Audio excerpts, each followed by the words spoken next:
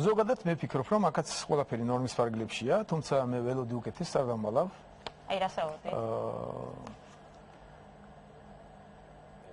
პრეზიდენტის არჩევნების შემდგომ მე მოკლედ დავახასიათებ. ძალიან მოკლედ ვიტყოდი, რამე თუ პროცესები მე ვფიქრობ მიმდინარეობს ნორმის ფარგლებში, არაფერი საოცრებები არ ხდება. თუმცა პირველი ორი თვე მე მქონდა საკმაოდ ბევრი პოლემიკა უკვე არჩეულ პრეზიდენტთან. რასაკეთს? აი მაგალითად შეიძლება კითხოთ ესეთი რამე. იყო საუბრები მის შესახებ, რომ პრეზიდენტს სურვილი ჰქონდა ვეტო დაედო ერთ-ერთ კანონპროექტზე, ეს იყო მოწმეთა დაკითხვის შესახებ გადავადებასთან დაკავშირებით და გარკვეული დისკუსია და პოლემიკა იყო ამ საკითხზე. თქვენ როგორ აფასებთ ამას? გვაქვთ ჰქონდათ ამის შესახებ ინფორმაცია?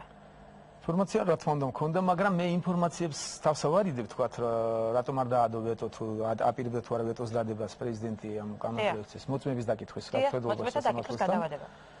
მე ისეთ მაგალითებს მოვიყვან, სადაც ქმედება განხორციელდა, რომელიც მე არ მომწონს და არა ვთქვათ, რაც ჩვენ მქონდა საუბრები, მაგრამ ამას შედეგი არ მოხოლია ისეთი, რაც საზოგადოებისთვის საინტერესოა, თქვათ, ან ცუდია.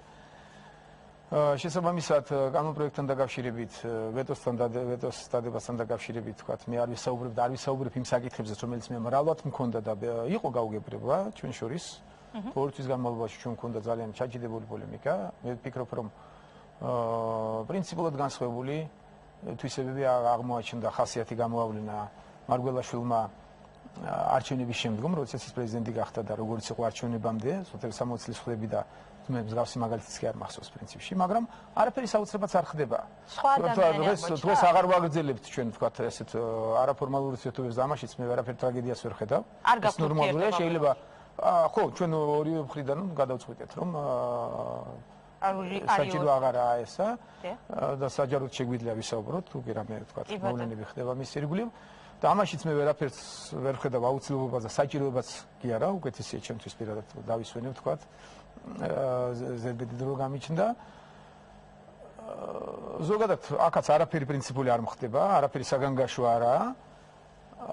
თუმცა მე ვთქვათ არა ვეტოსთან დაკავშირებით, არამედ იმასთან დაკავშირებით, რაც უკვე განხორციელდა და მე ვთქვათ ჩემი პოზიცია დავაფიქსირე მასთან და მასთანვე ვთქვი, რომ საჯაროდაც ამას გავიტანდი, რამე თუ მან პასუხი ვერ გამცა მაჯავარიანთან დაკავშირებით, ვანო მაჯავარიანთან დაკავშირებით, რატომ გახდა ფავორიტი ვანო მაჯავარიანი ახალი პრეზიდენტის, როდესაც ძველი პრეზიდენტის ფავორიტი აშკარად არის მისი ძმა, მიშა მაჯავარიანი.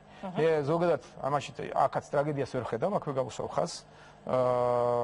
არაფერს ანიშნავს ნაციონალური მოძრაობის თქვათ ლიდერის ძმა ეს, ძმამაც კი რომ იმუშაოს დღევანდელი პრეზიდენტის ადმინისტრაციაში, ამაშიც ვერ ხედავ მე ტრაგედიას, თვითონ მიშამაც კი აქაც ვერ ხედავ ტრაგედიას.